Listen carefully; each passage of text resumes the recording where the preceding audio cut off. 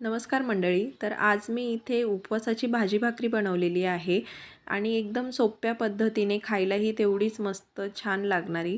तर इथे मी राजगिऱ्याची भाकरी आणि बटाट्याची भाजी बनवणार आहे. तर त्यासाठी मी भाकरी बनवायला एक भाकरी होईल एवढं पीठ घेतलं. त्यात चवीपुरतं मीठ, मिरची, दाण्याचा कूट एवढं टाकून मिक्स करून घेतलं आणि कोमट पाण्यामध्ये हे पीठ छान मळून घेतलं आणि त्याची ही अशी पातळसर भाकरी थापून घेतली.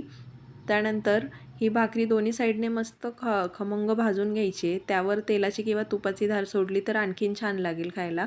त्यानंतर मी बटाट्याची भाजी बनवली. तर त्यासाठी एक चमचाभर कढईत तेल घेतलं. त्यात जिरं, हिरवी मिरची, दाण्याचा कूट हे चांगलं परतून घेतलं आणि त्यात उकडलेला बटाटा घालून घेतला आणि चवीपुरतं मीठ टाकून मिक्स करायचं आहे. तुम्ही जर कोथिंबीर खात असाल उपवासाला तर थोडं कोथिंबीर आणि खोवलेला नारळ टाकला तर आणखी छान लागेल. या पद्धतीनं आपली उपवासाची भाजी भाकरी मस्त तयार झाली.